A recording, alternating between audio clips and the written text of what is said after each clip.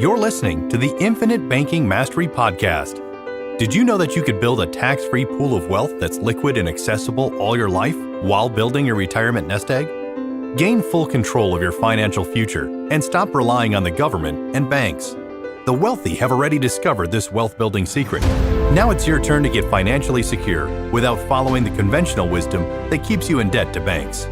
Now here's your host, Valerie LaRocque. Hello, and welcome to the Infinite Banking Mastery Podcast. Thank you so much for being here. I hope you all have been doing well, had a great week, and maybe some new and exciting things going on.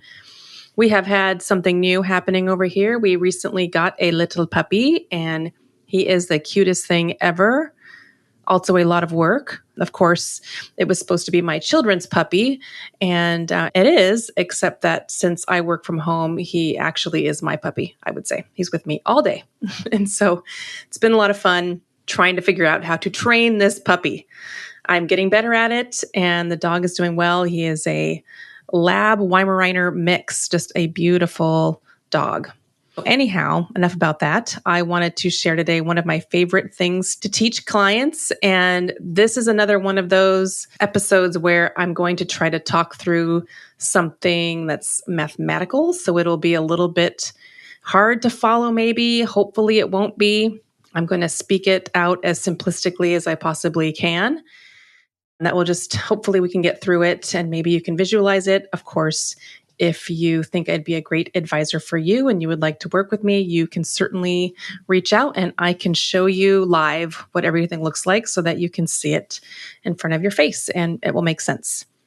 So today I wanted to talk about average versus actual return. And really what I mean is that when you in your life see a portfolio of mutual funds or investments or something, oftentimes or most times you're seeing the average return on that. So I'm trying to talk about this topic and also not talk about this topic so as not to make compliance angry. So I'm not going to talk about anything specific, but I do want to share just the difference between what you think you're seeing with the average return and what's actually happening. So to start off really simplistically, if you have a piece of paper nearby, or maybe you can get one, this will help you to visually see it.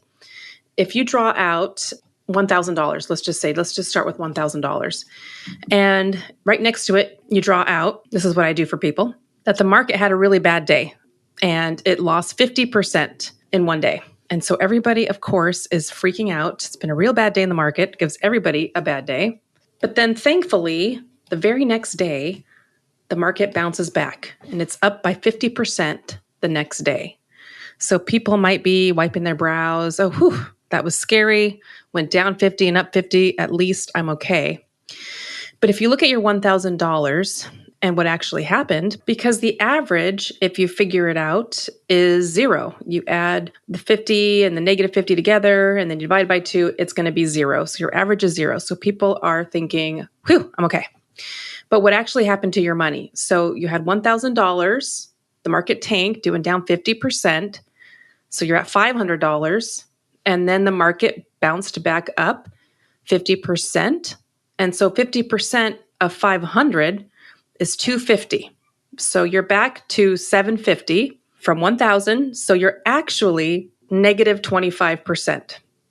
So in that scenario, if something like that were to happen, the market would actually have to come back by 100% to get you back to where you were. And a lot of people don't think through that. When you have a dip, it has to come back by more than what it fell in order to get you back to where you were. So I like to do this 20-year snapshot just to share with people the difference of what it looks like, the average versus actual of what happened over that 20-year time period. And so if we look over the 20-year time period from 2000 to 2019, if we just run what did the best during that time period, we have the S&P 500, which did really great. And I have this cool software that will show all this math out so that you can see it really clearly. This is like basically financial calculators. It's called Truth Concepts, and anybody can purchase it. So if we're looking over the years 2000 to 2019, it will show, this Truth Concepts software will show that the S&P 500 with dividends did the best during that time period. And so if I'm using those returns over that 20-year time period, it gives me an average return of 7.63%. Great, right? Great average. But if we just simply add money from day one and let it ride the market, automatically our return goes down to 6.04 from 7.63 simply by running money through the ups and downs. Because remember, when there is a negative, you have to come back by more than that amount to get you back to where you were. So it's not so bad. Actual versus average, 7.63 versus 6.04. But we have to keep in mind there are other things going on. For example, fees. You're going to have to pay fees to have this account with an advisor, or also even if you're running it yourself, you're going to have investment fees, mutual fund fees, expenses. There's just going to be some fees. So if I put in 1.5%, if you're working with someone and you have underlying fees for that investment, now your actual return goes down to 4.45%.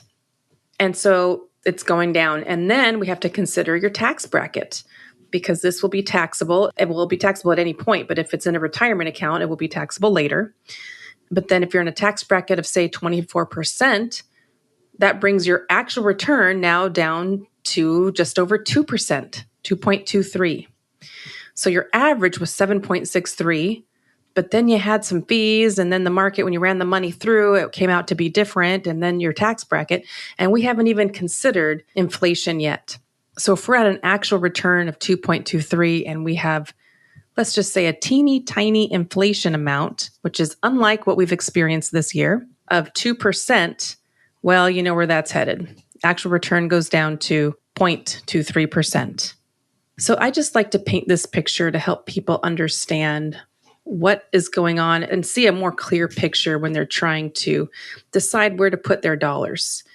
Do you want to take a whole ton of risk and have an actual return that's actually much lower than what you see on the documents in front of you when you get your quarterly statements or your annual statements?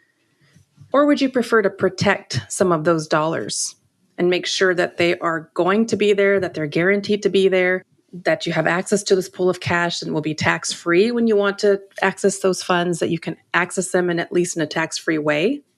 I think that for the amount of risk that we actually are taking, that you can't really tell when you're just looking at documents that you receive from your particular companies, wherever you have your funds, you can't really see what's actually happening. And so knowing that there is a lot more risk than you're seeing, me personally, I would rather protect as many of my dollars as I can and have them grow on a guaranteed basis that I can access all my life for the things that I need so that I can finance my purchases, my future purchases, the things I need or want to invest in, my business. I'd rather do that with a good amount of my savings dollars than to have them all at risk and for possibly a return that could be lower than what I would receive on a guaranteed basis inside of my whole life contract. In addition, of course, we can't forget the other benefits of the whole life contract with the extra riders that you have in case you have a critical illness or chronic illness or a terminal illness, how you can access a portion of the death benefit. And also, of course, you'll leave a legacy. Whereas the money you have in a different type of account that you might be saving for retirement or something like that, if something happens to you and you pass away, your family will receive that account minus any taxes, and that's what they will receive. As opposed to if you had the same amount of dollars in a life insurance policy, your family is going to get a much more sizable tax-free legacy from you.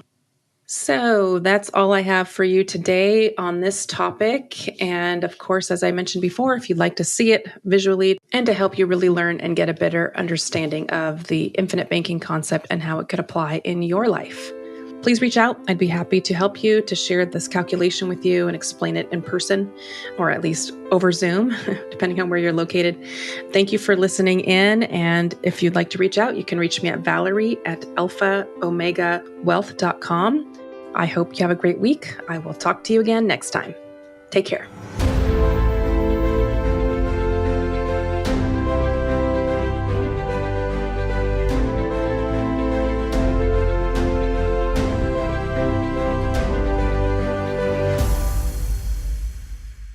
This is thepodcastfactory.com.